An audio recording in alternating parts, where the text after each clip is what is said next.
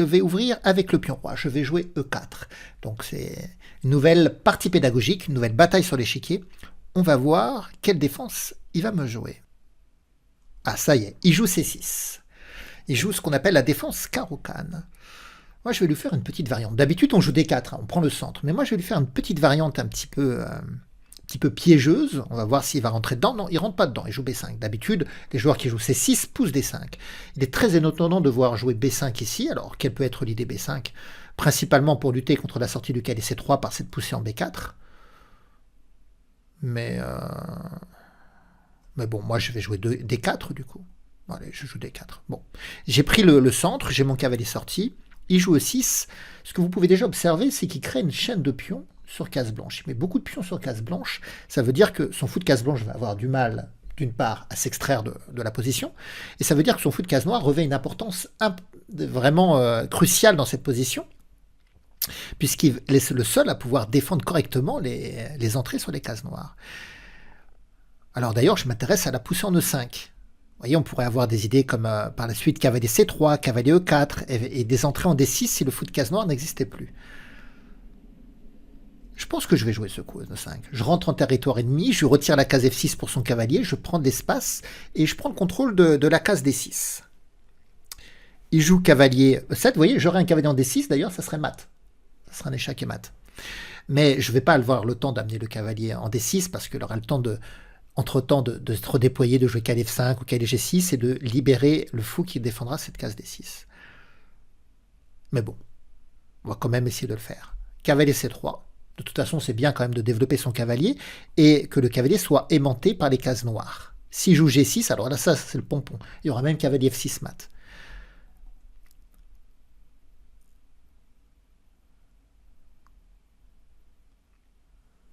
Donc, il joue x6. Là, il cherche à jouer B4. Donc ça, c'est intéressant pour échanger les fous de case blanche. Comme il a bien vu que son fou de case blanche avait du mal à jouer. Alors, moi, comment je pourrais faire? Je pourrais jouer B4 pour empêcher mécaniquement la poussée du pion B. Il va bouger son cavalier, libérer le fou pour attaquer, et peut-être que je pourrais jouer A3 pour défendre. Alors B4, il va bouger son cavalier, il va le bouger où son cavalier? Il va peut-être jouer cavalier D5, proposer l'échange des cavaliers. Et je ne pourrais pas éviter l'échange en protégeant le pion B4. Il faudra que j'accepte l'échange et que je joue après peut-être C3. Moi, je vais faire ça, allez, de toute façon. Je joue B4. J'ai pas envie de réveiller son fou. Alors c'est marrant comment ces pièces sont piégées. Hein. Vous voyez, le fou, le cavalier, c'est des pièces qui sont piégées, qui n'arrivent pas à se développer. Mais il va bouger certainement le cavalier pour attaquer le pion B4 et il faudra l'assumer, il faudra le défendre. Voilà, c'est ce qu'il fait. Cavalier F5, il attaque B4. Alors la bonne nouvelle pour moi, c'est qu'il n'a pas proposé à l'échange les cavaliers, donc je vais garder un maximum de pièces dans une position où il est resserré, et je joue à 3. Donc comme ça, son fou, son cavalier sont piégés.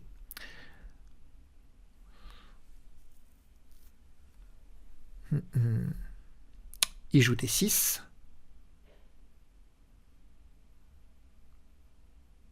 Bon. Donc là, il veut prendre. Si je reprends du pion, il trouvera l'échange des dames.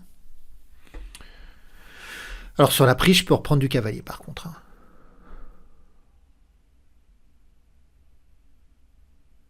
Mais je perdrai le D4. Parce que son cavalier F5 attaque D4. Vous voyez, même en jouant mal l'ouverture, même en jouant de manière assez atypique son ouverture, il a des menaces. Voilà, il menace de prendre. Si je reprends du cavalier, je perds le pion en D4, avec la dame et le cavalier qui attaquent. Et sur la prise, si je reprends du pion, il arrive à trouver l'échange des dames. Donc je vais peut-être prendre moi-même.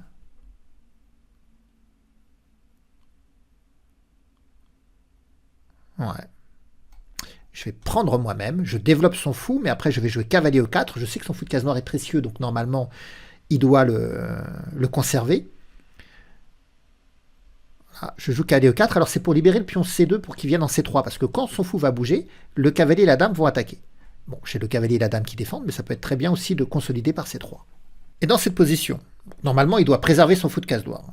C'est la pièce légère la plus importante de la position pour lui. Toujours cette collaboration entre les pions sur case blanche et le fou de case noire. Et ça, c'est bien pour lui. Ce qui est mauvais pour lui, bien sûr, c'est son fou de case blanche. Donc voilà, il préserve son fou de case noire. Bon, alors je vais jouer C3 pour bien solidifier D4. Alors la bonne nouvelle pour moi, c'est que j'ai une colonne semi-ouverte plus longue. Vous voyez, il a la colonne semi-ouverte D. Une colonne ouverte, c'est une colonne sans pion. Une colonne fermée, c'est une colonne où il y a tous les pions. Une colonne semi-ouverte, c'est une colonne où il y a un seul pion. Et il a 4 cases, mais il bute sur le pion D4. Moi, j'ai 5 cases et je bute sur le pion E6. Donc j'ai une case de plus que lui, donc une rangée supplémentaire, ça me donne un avantage d'espace. Et je vais jouer fou D3. Et après, certainement petit roc. Et on va chercher à déclencher une attaque sur son roi, une attaque qui sera légitimée par mon avantage d'espace central. Parce que qui a plus d'espace central a plus des capacités de projeter son armée sur une aile. En l'occurrence, l'aile roi, l'aile du roi noir. Vous voyez, j'ai les 2 fous qui visent en direction de son petit roc. J'ai les cavaliers qui peuvent arriver en G5. La dame qui peut passer en H5. Donc j'ai beaucoup de pièces qui peuvent approcher très rapidement du roi. Lui, il a quoi comme défenseur? Il a principalement que le cavalier et sa couverture de pions. Alors il peut essayer de ramener des défenseurs, jouer cavalier D7, essayer de ramener un autre cavalier en F6.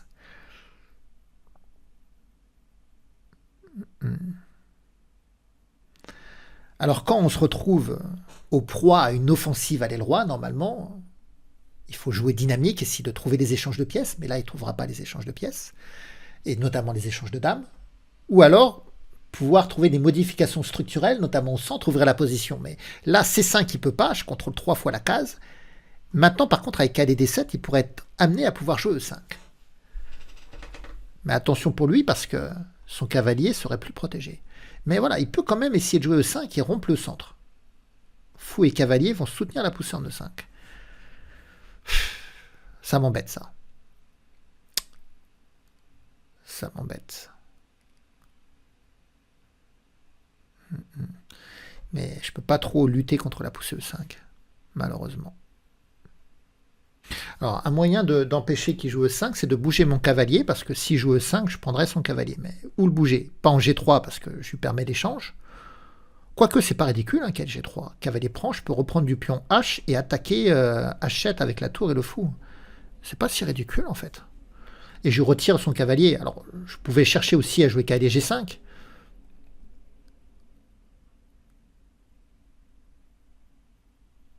Mais on va jouer cavalier G3. C'est pas si mal, ça va ramener la tour à l'attaque en fait. Sur cavalier prend, pion prend, j'aurai la tour, la paire de fous qui attaque, le cavalier qui peut venir, la dame qui peut aussi rentrer après sur la colonne H. J'ai beaucoup de pièces qui peuvent rentrer. Vous voyez, ça fait beaucoup de flèches, donc c'est pas bon signe pour lui. Et lui, toujours le fou à 6 qui est pathétique dans la position, vous voyez. Donc il prend, je reprends du pion H.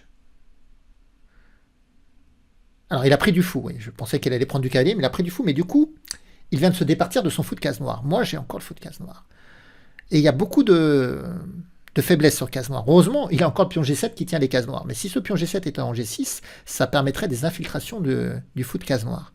Donc, il doit particulièrement veiller à ce que le pion G7 n'avance pas ou ne soit pas détourné. Alors, il joue H6. Il joue H6. Il bloque l'attaque sur la colonne H. Il empêche l'arrivée du cavalier en G5.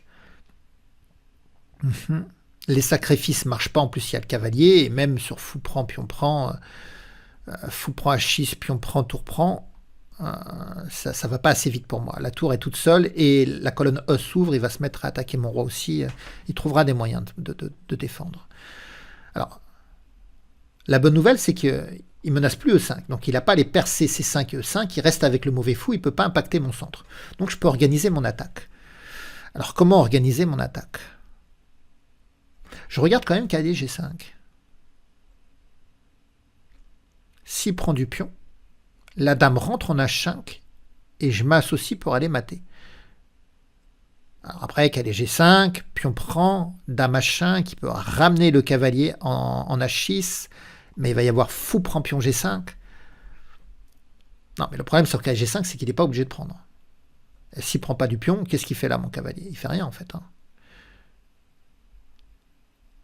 Si je déloge son cavalier par la poussée G4, ça c'est intéressant.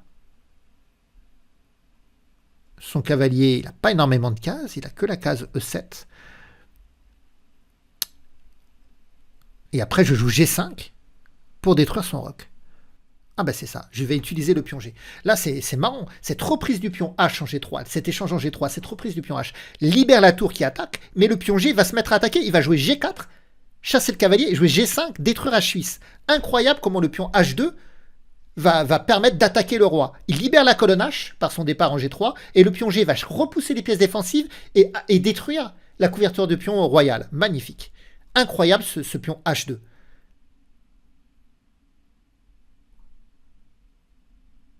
Maintenant, j'ai la paire de fous, le cavalier, la tour, la dame qui vont rentrer, et même le pion G5 qui va détruire. Ah, c'est très instructif ici. Et vous voyez bien que le manque d'espace de l'adversaire, la domination centrale, le manque de réaction centrale avec le manque de levier, fait que j'ai les mains libres et que toutes mes pièces peuvent aller attaquer le roi. Alors, toujours revérifier. Donc je voulais jouer G5, je vais certainement le jouer. Maintenant, même les fous pour H6 peuvent être aussi intéressants. Donner le fou contre deux pions avec la tour qui rentre, c'est certainement bien aussi. Je regarde quoi? Non, je pense qu'il faut jouer G5 tout simplement. Allez, on joue G5. Si contre-pousse H5, il perd le pion H. Donc là, forcément, ce levier va permettre d'ouvrir. Alors ça y est, il prend G5. Donc là, je regarde fou H7 échec, roi H8. Le fou peut reculer et dévoiler la tour qui attaquera le roi, mais le roi retournera en G8. Est-ce qu'il y a une suite? Je ne sais pas. Bon, sinon, évidemment, on fait cavalier prend G5 et la dame arrive en H5. Ça, c'est normal.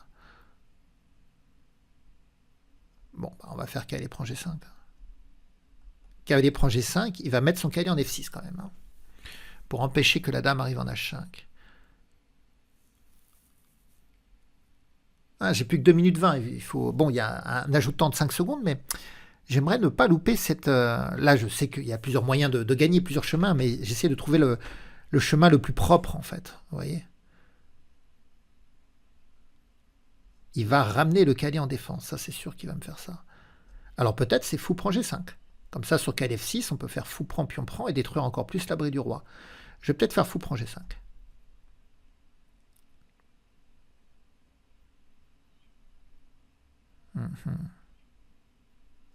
Il joue F6. Ouais. Donc là, fou H7 échec, il peut toujours partir en F7. J'aimerais bien que ma dame rentre en H5. Sinon, je regarde dame 2. Il prend G5. Dame prend E6 échec. Il ne peut pas s'échapper. Tour F7. Cavalier reprend, attaque la tour. Ou... il s'en sortira pas. Donc je vais jouer ici, je vais laisser le fou. Et je vais jouer dame 2. Contre-attaquer sur E6.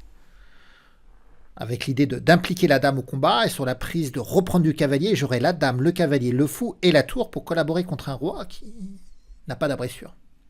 Et des pièces noires qui sont congestionnées, qui se poussent là, qui se gênent en fait.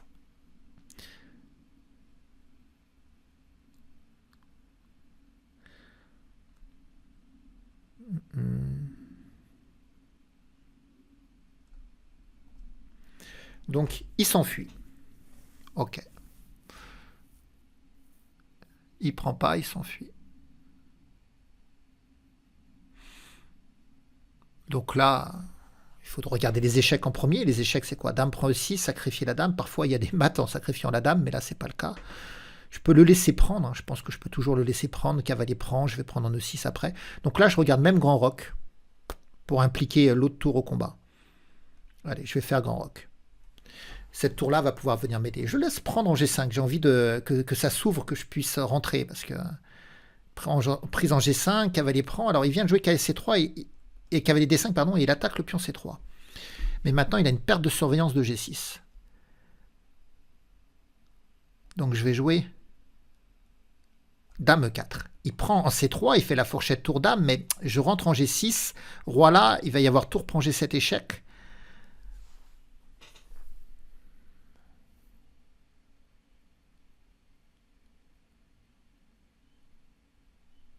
Il pourra peut-être jouer tour F7.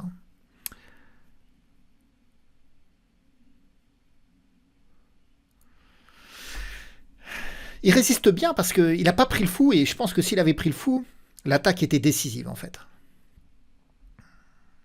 Ça serait intéressant de voir l'analyse que j'ai loupée en fait.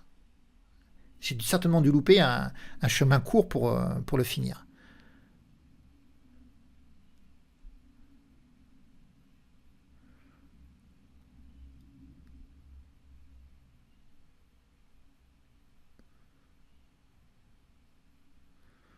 Ouais, parce que là, sur lequel il prend C3, bah, il le fait. Donc Dame G6, il vient en E7. Il vient en E7. Après, ce qui me gêne, c'est que sur Dame prend G7, il peut jouer tour F7 en fait. Hein. Donc Dame prend G7, tour F7, fou prend F6, il peut reprendre du cavalier. Ouais.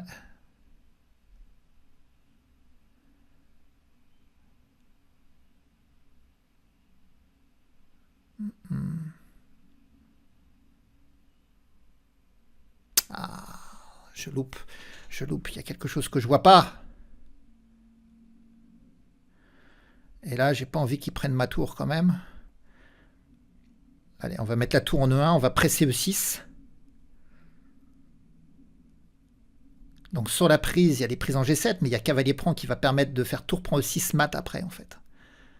Vous voyez? Puis on prend, cavalier prend, et ça va menacer tour prend E6. Donc je crois pas qu'il puisse prendre toujours le fou en fait. Hein. Non, puis s'il prend le fou, en fait, c'est dame prend E6 mat tout de suite, le mat du guéridon pour ceux qui connaissent. Donc il peut pas prendre le fou.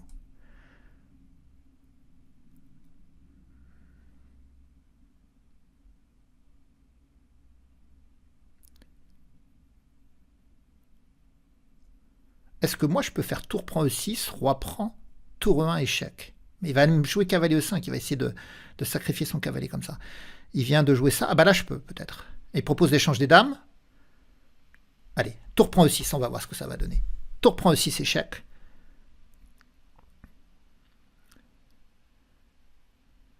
Roi prend. Si je joue fou F5, échec, roi D6. Oh là là là là, fou F5, roi D6, fou F4, je sais pas. Allez, tour 1, échec. J'ai du mal à voir. Donc là, il doit jouer cavalier E5. Sinon, il perd sa dame. Je pourrais prendre sa dame ici. On remarque qu'il aurait gagné les deux tours. Hein. Donc il fait ça. Là, il attaque ma dame. Je vais lui faire un petit échec ici.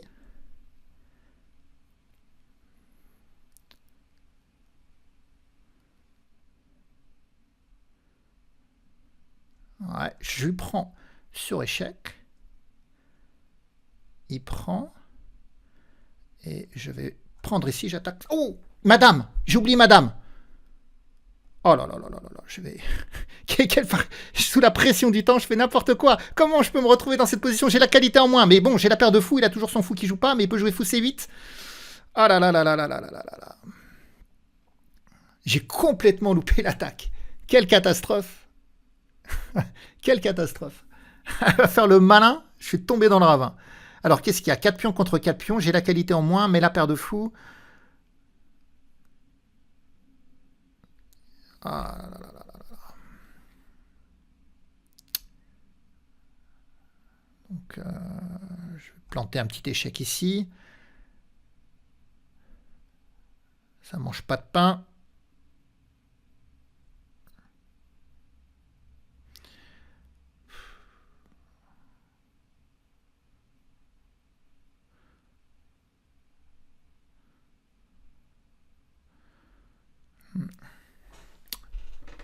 Il vient là. Il a raison, il active son roi, après tout, pourquoi pas.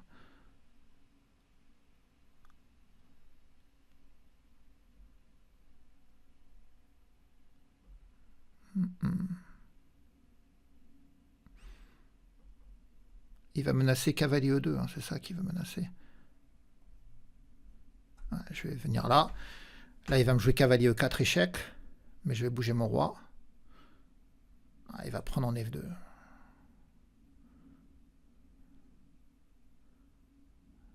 Non, il joue cavalier E2. Il attaque mon roi. Non, il attaque mon fou, pardon. J'en perds mon latin. Et là, son cavalier, est-ce qu'il est piégé? Il est piégé, son cavalier, là.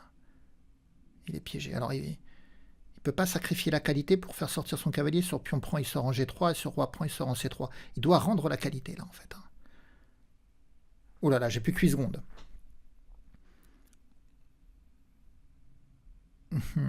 Bon, lui aussi, il a joué comme un cochon. Je suis pas le seul à avoir joué comme un cochon. Il attaque ici, mon fou. On recule. Ah, il sort en F4. C'est pas possible, c'est pas possible. Pourquoi je vois pas ça? Oh là là là là là là. Là, je viens là pour défendre G2.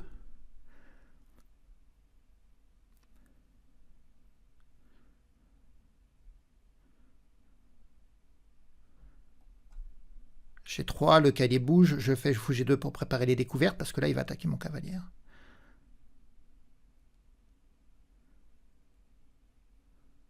Ou alors, je lui prépare un petit piège. Je joue roi D3, je lui laisse prendre le cavalier avec la tour et je joue fou G2 après. Je pense que je vais lui préparer ce petit piège. Ça dépend où il va avec son roi, avec son cavalier par contre. S'il vient en G6, je ne pourrais pas jouer en D3 parce qu'il fera cavalier E5 la fourchette. Il vient là, je pense que je peux lui... Je pense que je peux lui faire le piège. Voilà, s'il prend mon cavalier, fou G2. Et il tombe dans le piège, fou G2. Le petit piège de Kennen. Il ne peut pas défendre avec cavalier G5, il y a fou prend. Et voilà. Je vais lui reprendre la tour. Je lui ai repris la qualité. En fait, j'ai sacrifié mon cavalier pour lui reprendre la qualité. Et maintenant, j'ai quoi? 4 pions contre 4, mais la paire de fous et son roi... Ok, bon, son roi, il va bouger, c'est pas grave. Son fou B7 a du mal à jouer, par contre, toujours. Quel suspense! J'avais une attaque totalement gagnante. Il joue très mal l'ouverture. J'obtiens une position totalement gagnante. J'arrive pas à la concrétiser.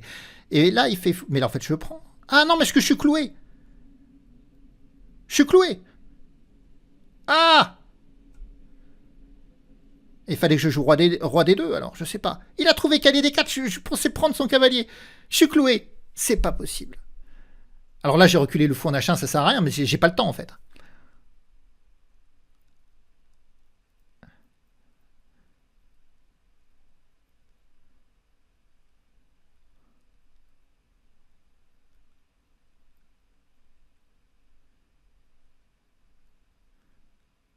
Oh là là là là là, il va se déclouer, c'est pas possible. C'est pas possible, c'est pas possible. Il a réussi à se déclouer, mais il a trouvé des coups de fou. Des coups de fou. Il a trouvé cavalier D4. Mon piège marche pas. Oh là là là là. Voilà, j'aurais dû lui prendre la tour quand même, mais j'étais complètement mort.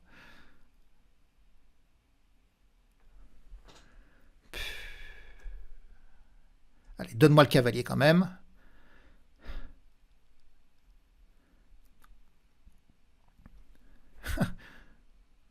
Incroyable cette partie et cette défense des Noirs.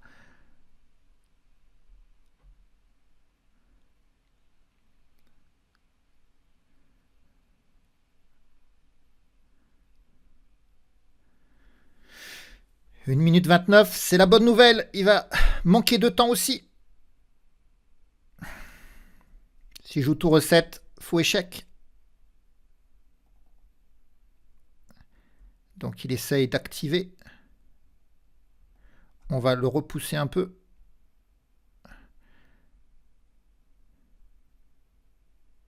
Et on va activer le roi aussi. Sur les cases noires, comme il a un fou de case blanche, je vais éviter de placer mon roi sur case blanche.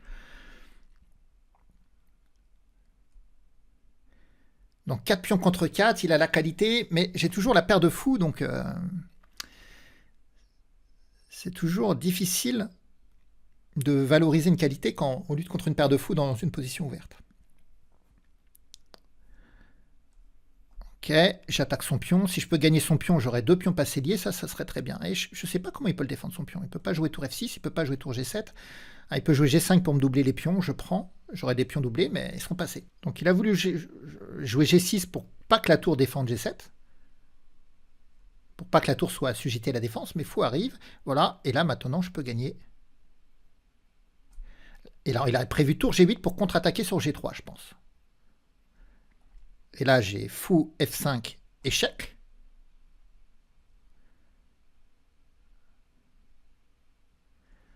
Roi D8. Si je fais fou F6 échec, il peut revenir en C7. Je peux revenir en E5 et j'ai la perpétuelle.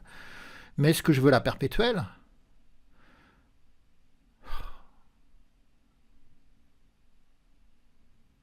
Bon, on va le tester déjà. On va faire un petit coup d'échec. On va voir si joue Roi 8, je prends son fou. Il pourra prendre en G3, mais j'aurai pas la paire de fou. Est-ce qu'il va vouloir? Non, il ne veut pas. Donc, je place un petit coup d'échec. Ah, il va mettre son roi en B7. Ah oui, mais là, je peux lui prendre... Ouais, bon, je prends sur échec. Et maintenant, je joue roi F3. J'aurais pu jouer F5, c'était mieux avec le fou qui protège, en fait. Bah, je vais jouer F5, d'ailleurs. Pour pas que son roi passe. Vous voyez, pour avoir le fou qui contrôle les cases noires et le pion qui contrôle les cases blanches. Donc, il a la qualité, mais moi, j'ai le fou et deux pions passés liés. Et il a plus que 30 secondes. Depuis tout à l'heure, il résiste parce qu'il avait de l'avantage au temps, donc...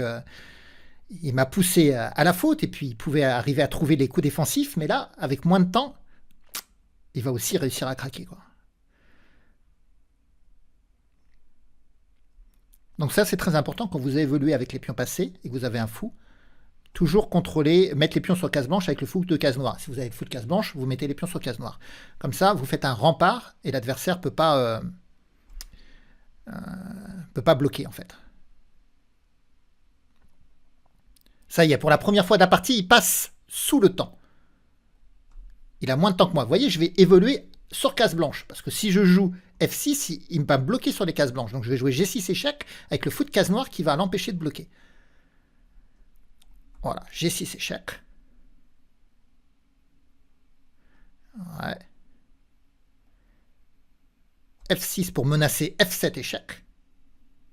Là, il ne peut pas me faire d'échec. Il peut prendre le pion en A3, mais je suis proche de faire dame. F7 échec, roi G7. Donc, F7 échec. Voilà. Ah, je voulais faire fou échec, mais il a sa tour. Il a sa tour. Si je fais échec, il prend le pion F7. Donc, je joue roi là. Il va me faire tour échec.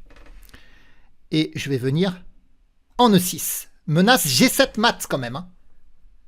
Menace G7 mat. Et s'il joue tour ici, je pourrais jouer fou D6 échec. Et ça sera mat. Ben voilà. Mat. Oh là là, quelle partie. Et vous voyez dans la partie, ici, si il joue tour là, en se disant que si j'avance, il sacrifie la tour, fou prend, roi prend, bon, je vais être gagnant en jouant roi E7 et en faisant dame, mais en fait, j'aurais fait fou échec, roi G7, et j'aurais fait dame ici, en fait. Mais finalement, je finis par le mat du pion en G7. Bon, ça y est, j'ai vu où j'ai loupé l'attaque. Regardez, il prend en G3. Donc, je reprends du pion H. La tour attaque H7, la paire de fous, le cavalier, la dame qui va arriver. Donc, tous les signaux sont ouverts. Il joue H6. G4 qui repousse le cavalier, on l'a vu. Cavalier E7. G5 qui repousse. Pion prend. Là, je fais fou prend G5. Bon, l'ordinateur, il aimait bien les idées à base de fou H7 échec, suivi de cavalier prend G5, des choses comme ça. Mais ok, fou prend G5, c'est quand même gagnant. Il joue F6. Je joue dame E2, j'attaque E6. Il vient défendre par F7. Je fais grand roc. Pour l'instant, je maintiens toujours l'avantage. Cavalier D5. J'ai joué dame E4, ça maintient toujours l'avantage. Enfin, même une attaque gagnante. Hein. Cavalier prend C3. Dame prend G6 échec. Roi E7. Tour E1. Dame E8, et là je fais tour prend E6 échec, je sacrifie la tour, et j'ai raison en fait, roi prend, mais vous allez voir le coup que je loupe. Là je joue tour E1 échec, il joue cavalier E5, et c'est là que je panique. Et il fallait le prendre avec la tour. Parce que le pion F6 est cloué en fait. Donc le roi bouge, et ça m'assure le gain de la dame, et l'attaque continue en fait.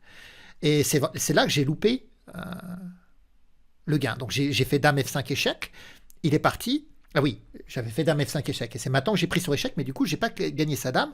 Il reprend, et là, je regarde un moyen d'attaquer le roi, d'attaquer sa dame, et en fait, j'ai pas vu que dans la reprise, la tour attaquait ma dame. Et c'est là que je fais l'erreur, évidemment, avec tour prend E5. Voilà.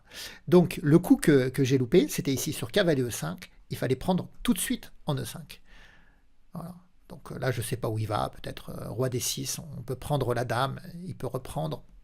Mais après, il y a fou F4 échec, on va prendre le pion G7, et là, la position blanche est gagnante.